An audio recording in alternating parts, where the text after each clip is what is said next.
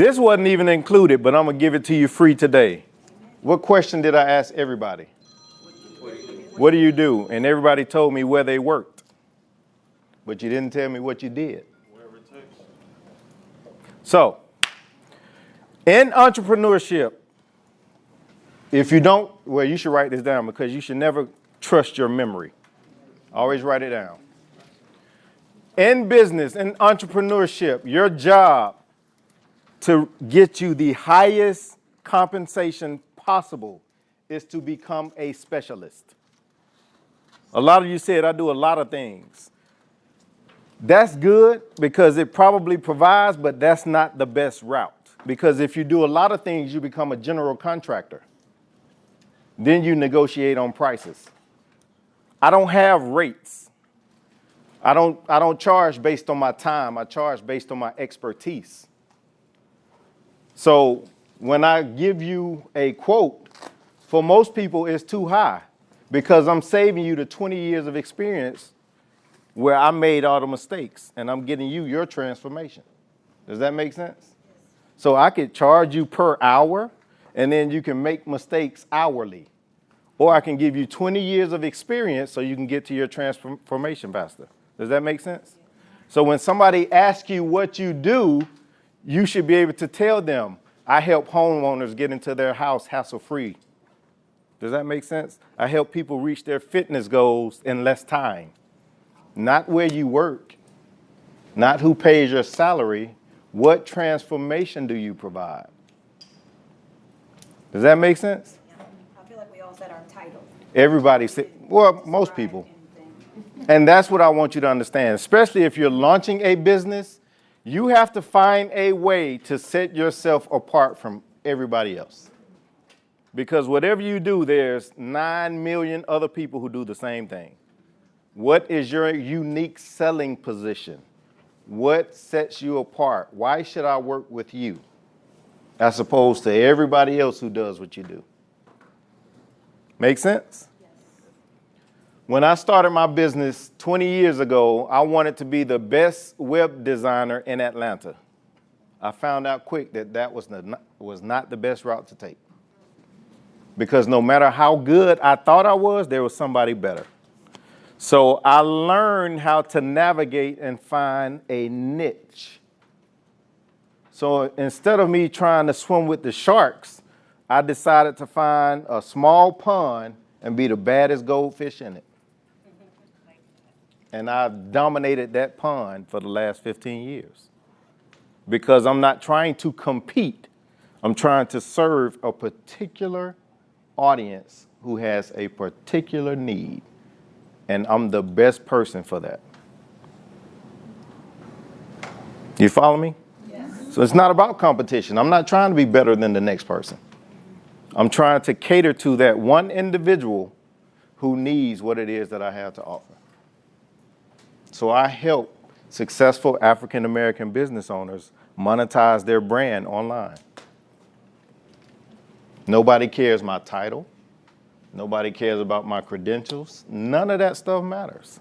You see a lot of people who put all of their credentials on their business cards. At the end of the day, somebody wants to know, what can you do for me? And how soon can you do it? It's crazy. I come from a world of education. Your education really is not. Yes, you need to have skills in whatever it is that you're doing. You need to be an expert in that area, but your credentials does not determine your expertise. Your ability to provide a transformation determines your expertise. And the better you get at it, the more you can charge. So people, especially in my area of web design, children can do web design these days, but they can't do what I can do because they don't have the expertise or the experience. So I can charge $20,000 for what somebody may charge $800 because I'm saving you time. I'm getting you to your destination 6 months earlier because I know exactly what it takes to make your business profitable. That's one of the things you'll get out of here today. It's not all about tactics. You can get tactics anywhere. A lot of people think that their success in business will come through tactical education. Nah. Your income will only grow to the extent that you grow as a person. So you have to be willing to continuously invest in things like this. Learn from people who have navigated and achieved a level of success that you haven't yet, because it's on the way. The only person who can stop you is who? Yourself. Make sense? Yes. Cool. So if I was to go around the room and ask what you did, would the answers change? Yes. They should. Now, if you have a traditional job and you perform a certain task, that's fine. But as a business owner, that mindset has to change. It's a noisy world, especially with social media. So you have to be able to stand out and be heard in a noisy marketplace. Like, I'm not big on social media. I've never paid 1 cent on advertising for my business. And I can turn away business because number one, I've honed my craft and my skills. I'm always learning. I'm always investing in personal growth and self-development. And I'm always refining my message for that one particular person who speaks the language that I speak. So again, it's not about competition. It's about collaboration. And especially if you're starting, don't be afraid to do stuff for free. Because one person who you serve can open the floodgates. That's all it takes.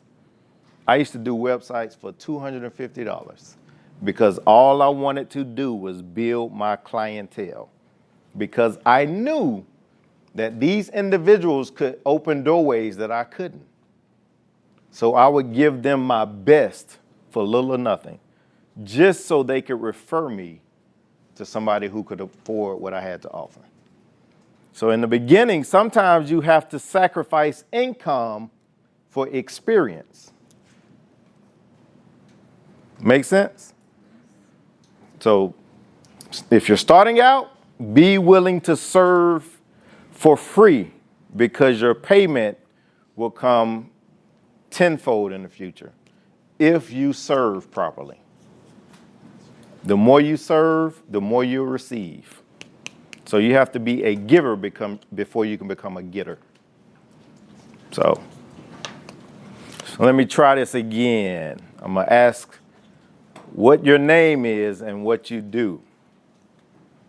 This is something you need to refine too, because it will change.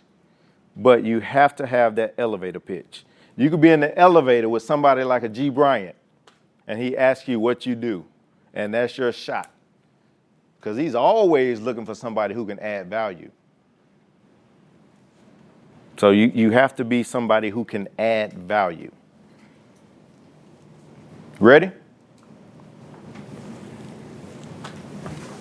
I help people build their credit to better themselves in life. I help people Rebuild their credit rebuild their credit to be successful. Buying their own home. Buying their own home. So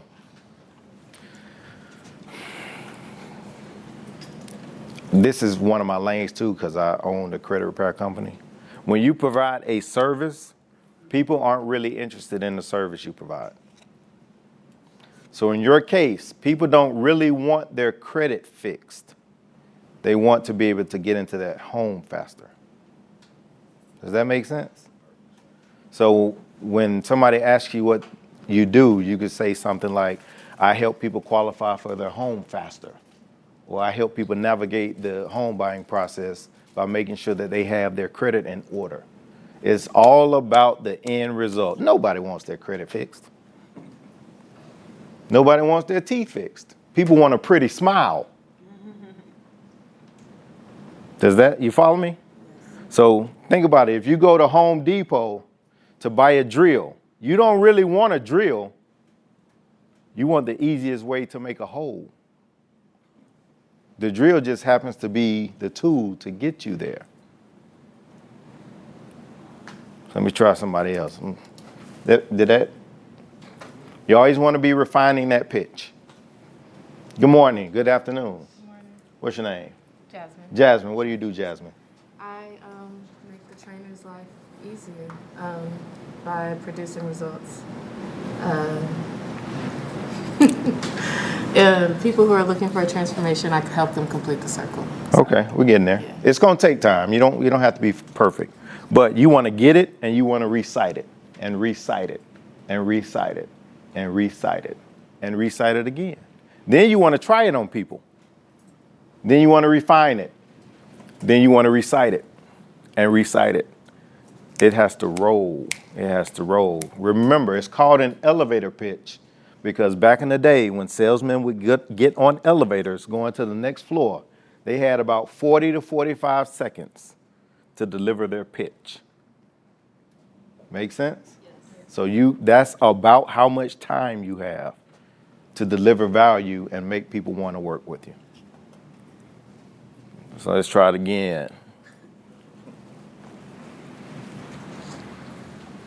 You saw me coming, huh? What's your name? Sheldon. Sheldon. What do you do, Sheldon? So I assist people with living an elevated life by living a more intentional and purposeful life. I assist people with elevating their life with elevating their life. by living a more intentional and fulfilling life. Okay. So who in here knows what that means? What's the transformation that you're providing? I help them, it depends on what their goal is. So define an elevated life. More intentional, purposeful, hitting their goals, wherever they're at. I help them take them to where they want to go. So it's a lot better, but you don't want people questioning what it is you do when you tell them what you do. Does that make sense? Yes. So, but good. We getting there. That's something you always have to think about. You want to deliver as much information as you can in the shortest amount of time. I'm not going to mess with you. I've been on the front row.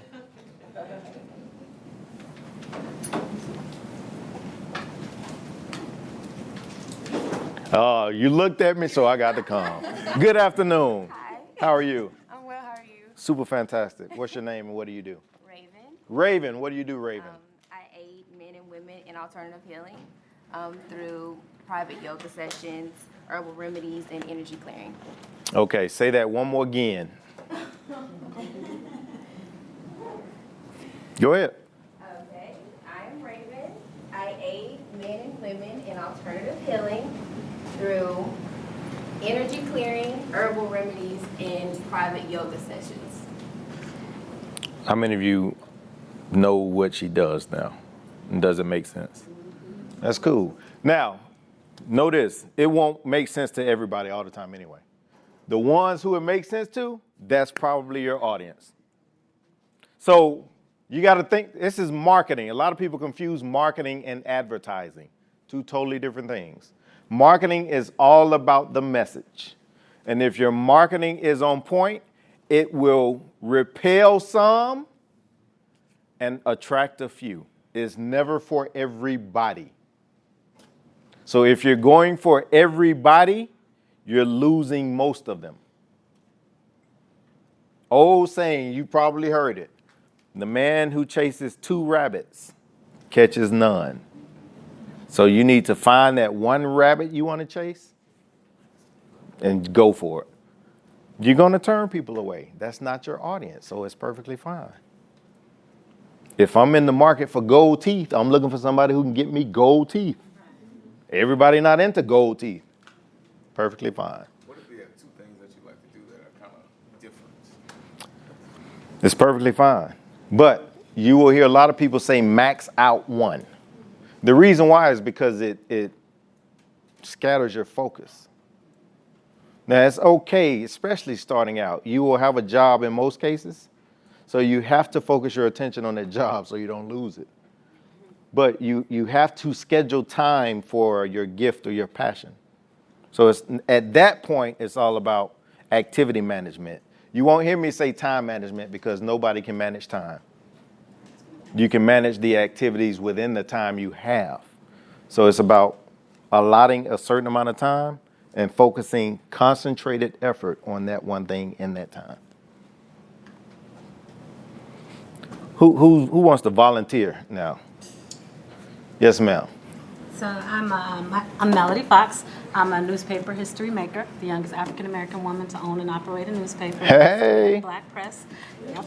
And I create content and businesses that I've advertised early on throughout my career are now multi-million-dollar businesses and things like that. So thank you for that, because it's like just being more specific. It's like that makes a difference. It's like you're like, okay, do I really need to say that? It's like it's just sometimes they say less is more, but Less is more. yeah. But This is something else you write.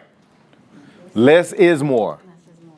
You, especially if you are a service-based entrepreneur, you want to deliver as much value in as little amount of time and with as little resources as possible.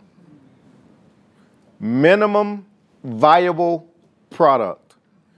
How can I deliver the most value with as little resources from me as possible? That increases your value per delivery. Make sense? So a lot of people think, okay, let me do this, and let me do this, and let me do this, and let me do this. As you start to pile on services, you get to a point to where now you're negotiating your prices because you offer so much. No, I offer one thing, this is the price. If you can't afford it, you're not my ideal client. Can I just say something? Because I Absolutely. appreciate you so much. One of the things that, and this has already been so valuable. I feel like I got my money worth already.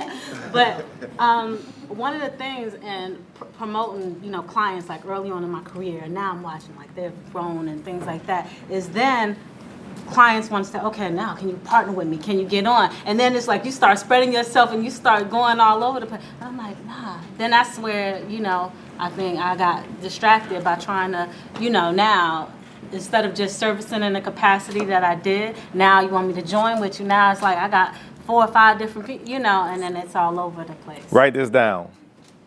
Acute sensory perception. As you grow in expertise and as an individual, your awareness will heighten. Like the gentleman in the military, I'm sure in certain situations, he has an awareness that most of us could never conceive.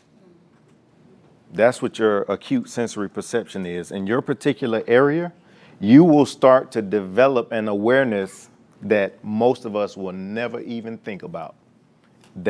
You want to always be increasing your awareness, that ASP, as I call ASP, acute sensory perception.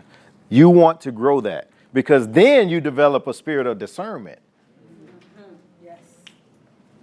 Like, G, when you get to hear from him, his level of discernment is so off the charts. It's ridiculous. It's crazy. You want to get to that point to where somebody comes to you and just the energy would tell you, nah, I can't. We ain't even resonating. We ain't even vibrating on the same level. And there will be opportunities to where somebody approaches you and it clicks. Yes, that's something I can do. That's what happened with me and G. Again, it was transactional in the beginning. We both transcended that level. Now, money is not even the discussion because we're vibrating on similar frequencies. And he helps me to raise my vibrational frequency. Those are the type of people you want to be around. You want to get away from people who just suck. You get around them and you just feel depressed. Right. Unless you're in that area and you can help them. But even then, you still have to have a guard up because people can suck the life out of you and you don't even know it until they're gone. It can be spouses, family. So you have to guard your energies. It's major stuff. So as you build yourself, your skill set, your ability set, your capability set, your awareness will heighten. And then you'll find that you can't even communicate with certain people because they're not on your level. Especially in the world of entrepreneurship. We think differently from most people. Like me personally, I would rather earn $50,000 working all day for myself than $100,000 sitting behind a desk with somebody. That's just the way I am. Yes, I ma'am. just want to be transparent. Like, I'm a free spirit, and so I've studied like alternative healing, like pranic healing, Reiki, massage therapy, colon hydrotherapy. Those are the things that I'm interested in, and I don't really know how to brand it because it's not formal. You know, it's not traditional. So I came here to actually figure out how do I brand myself because I have my hands off into all these other alternative ways of being and doing, and I don't know how to actually brand that to where other people can understand it and know. I've studied sacred sexuality, tantra, all of that, and I don't actually know where to start. So this was actually the reason why I came here to find out. You where have do I- come to the right place. Okay. We will talk after. So when you said, what do you do? It's like, well, should I say exactly what I do? Yes, you should say exactly Understand what you do because what I do. there are people looking for what it is you have to offer. Okay. But until you let your voice be heard, they'll never hear you. Well, that's what I've been kind of like toning it down high. No, don't tone it down. You want to move people out the way who don't want what you had to offer. Then it'll give you a clear path to the people who's looking for you. Yes, ma'am. Just in response to you, I feel like when somebody, like the elevator pitch is short, and so you're not gonna have like time to explain it, and I think we think that we need to explain the whole thing, but if you, whatever you say, if it's intriguing, like even if I don't understand it, but it's intriguing, that's gonna make me say, what? Like, okay, can we talk, or can I have a card, or how do I learn more about you? To me, the elevator pitch is more of like to get the attention, not necessarily to explain all your services and the details. So what you're saying, like to me, that attracts me. So you don't need to attract everybody like he said, but if you find a way to just make it intriguing, even if I don't get it, because I'm probably not going to get it, that's why I need you. Okay. You know what I'm saying? That's all you really need for it to sound intriguing. So like you said, don't tone it down. Don't try to fit into the formal because that's not what you offer. That's not where I fit. Yeah, so be different. To me, if it's intriguing, like I'm like, what? Huh? Yeah, talk more. Talk more. Yeah, in the world of business, you have to be willing to stand out. Yeah, I'm grateful that I was never a crowd follower. Like people always looked at me as weird. I appreciate that. Yeah, me too. Because wealth is created by mavericks, not people who fit in. So I appreciate your time.